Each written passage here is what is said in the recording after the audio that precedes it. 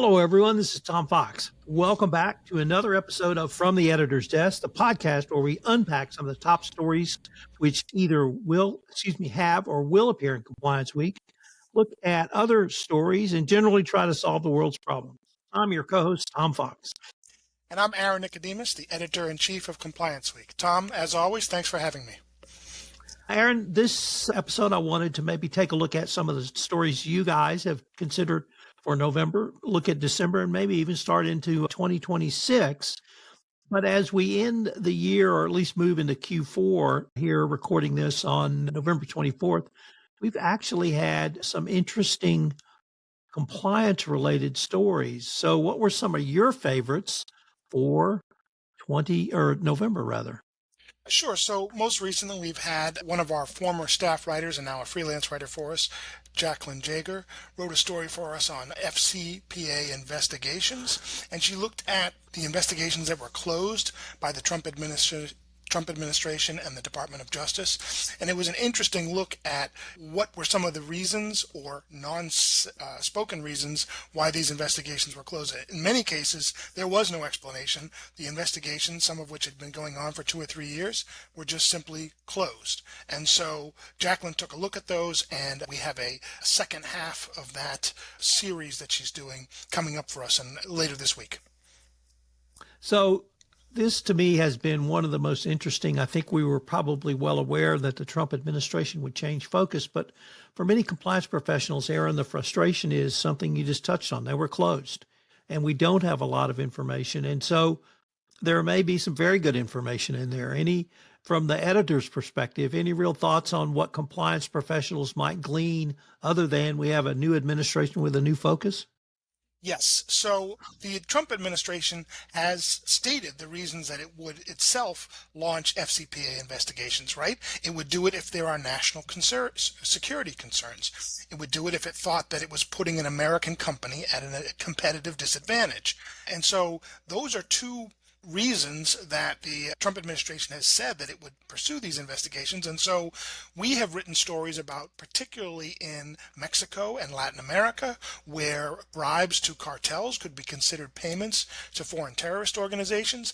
That is an area of concern for any corporation that's doing business in Mexico or Latin America. And then we've also seen perhaps a potentially politically motivated FCPA violation.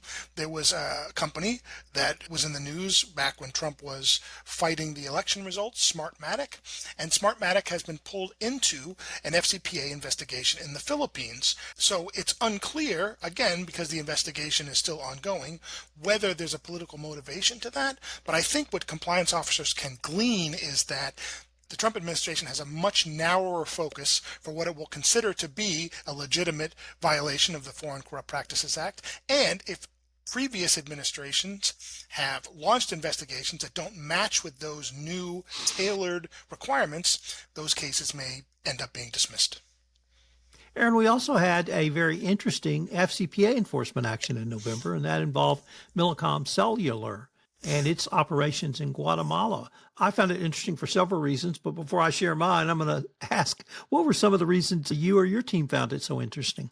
Yeah, so for us, the interesting part was, number one, it's a part of the world where the Trump administration has increased its focus on drug trafficking and other criminal activities, right? So there is a major criminal organization, Tren de Aguas, that operates in Guatemala as well as other Latin American countries. And again, it's one of those things where the Trump administration is going to press FCPA cases in areas of the world where it feels like it has a political axe to grind, I think, or has political goals that it's trying to fulfill.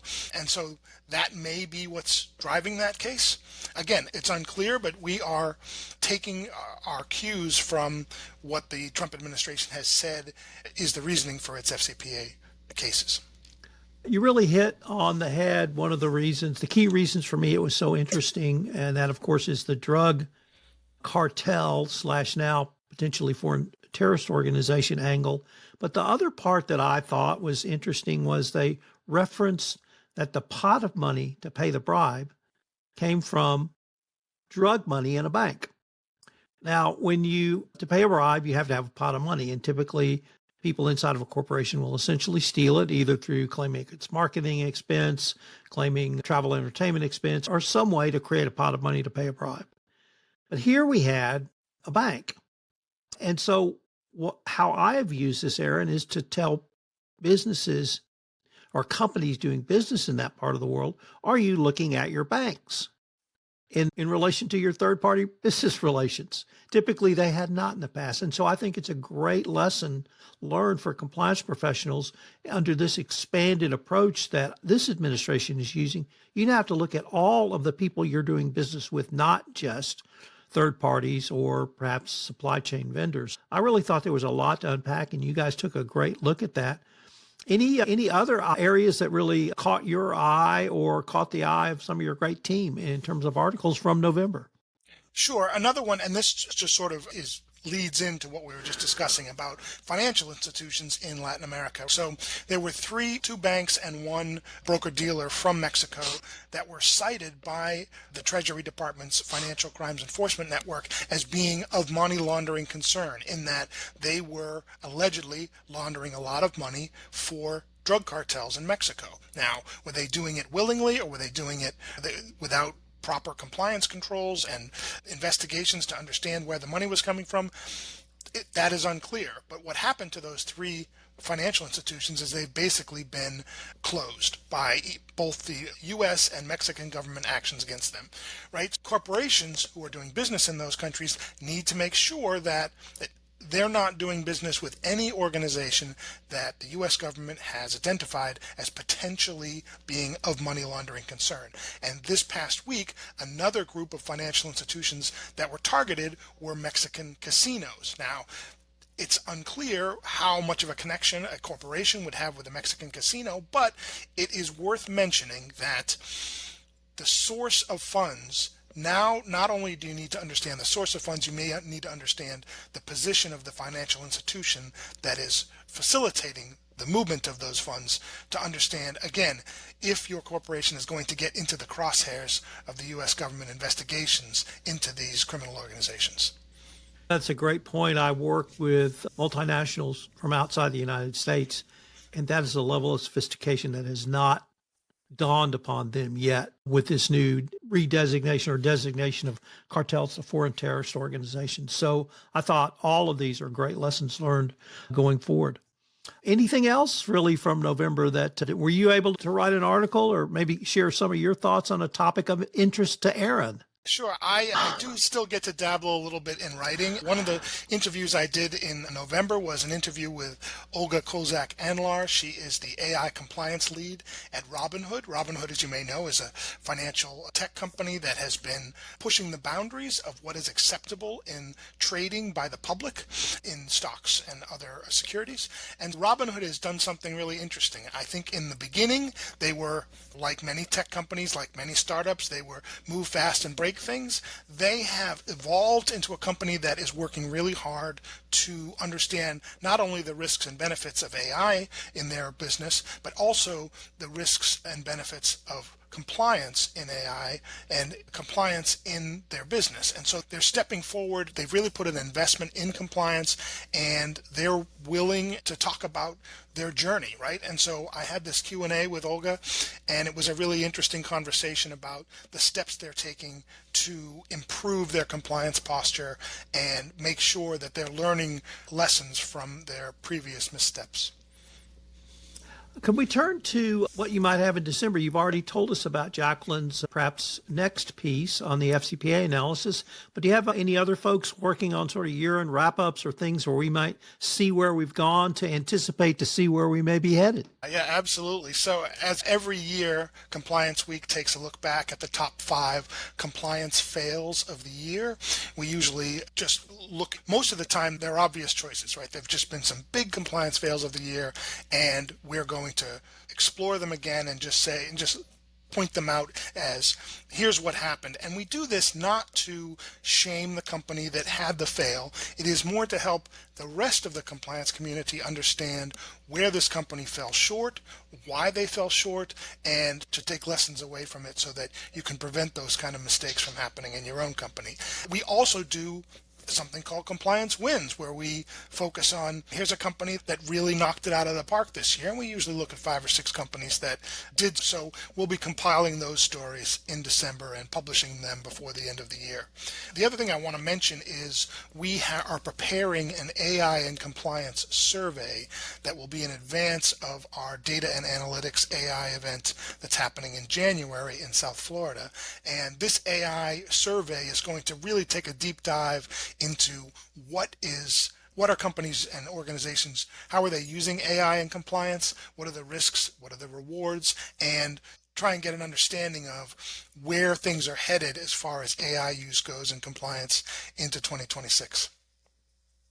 Now let's turn to inside the mind of the CCO, the survey. And for those who are listening and not watching, you should see the smile on Aaron's face whenever I bring up that topic, because the grin is worth it just for that, because we both just love the survey. He loves getting the information and having his team dissect it. I love getting the information after they put it out. So could you maybe say a few words about where we are with that? We're going to link to that in the show notes, hopefully where people can go to give us some of their thoughts.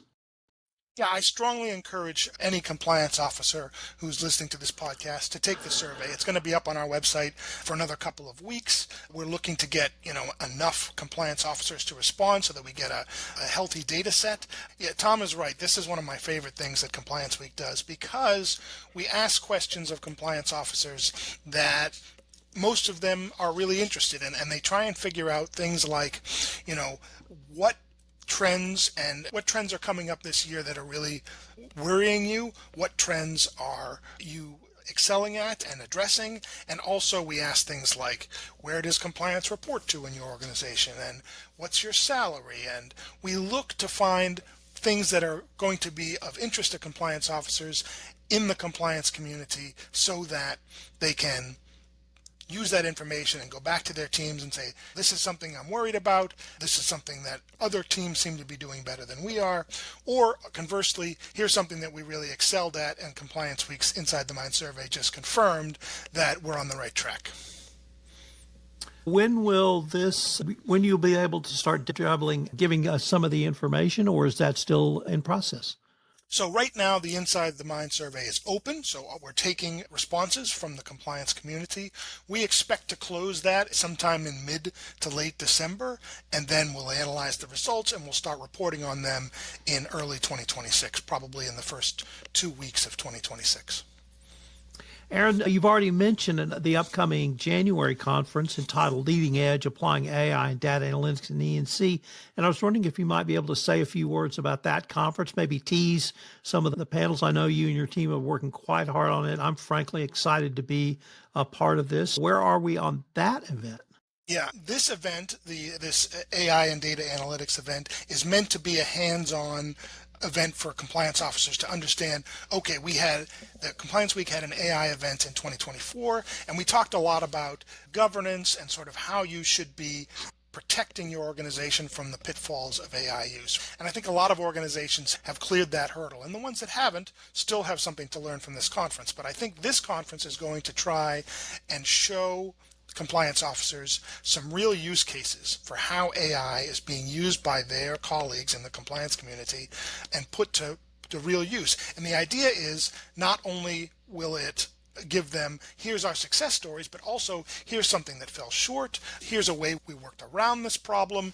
And some of the things we're looking are like AI compliance workflows, right? So how are AI tools being placed directly into the workflows to either reduce manual work or to do something more efficient, or in some cases even gain insights from data that you couldn't gain using traditional analytic tools. And then we're also looking at things like, can we use AI to track regulatory trends? So many organizations are at least looking at US regulations, and some of them are also multinationals looking at EU and UK and other regulations. And so how do you keep up with these things? There are AI tools out there to watch and monitor and give you alerts when something in your industry or in your area of the world that you do business is happening that should be something that's brought up to you. So those are a couple examples. There are others that I'm happy to talk about at a later time, but what we're trying to do here is practical advice for AI use for compliance. That is on, I will just tell you, that is on the forefront of almost every compliance professional's mind I talk to, is exactly that practical use. So I think it's going to be very well received, and I hope as many compliance professionals as possible can attend, because they're going to get some great information. I wanted to ask you if I could at least ask you about the annual conference later in the spring. Just tell us when that is and where you guys are in that, if that's appropriate at this point, Aaron. Sure, absolutely. So the national conference happens every year in Washington, D.C. This year it's happening from May 6th to May 8th at the Mayflower Hotel in Washington, D.C. We're super excited about this year's conference. Number one, we are well underway in developing the topics and the speakers that are going to be appearing at this. It's one of those things where the planning starts almost a day after the 2025 conference ended. We began planning it again. And the idea is to get as many compliance professionals who have something to say, who have a topic that they want to address, who have a trend that they're seeing, and they want to explain those trends and those topics to their fellow compliance officers. It's my favorite event of the year. It's sort of like, for me, compliance Disneyland, right? It's like everything is there for you and everyone's willing to answer questions. And I walk away from Compliance Week National every year feeling like I have a full year's worth of topics and issues to talk about. And it always sort of lifts my sails. Can I say a few words about the grand old lady or grand dame rather, of hotels in Washington, D.C., the Mayflower? Sure, absolutely. And I just love it that it's back at the Mayflower, back again. We were there last year, but the Mayflower just lends itself to all of the things you described. There's one main walkway, and the ability to literally to bump into people and start conversations is unparalleled. The flow is great, and it's got everything you, I, and we need to facilitate a great conference. So I'm thrilled to death you're back at the Mayflower.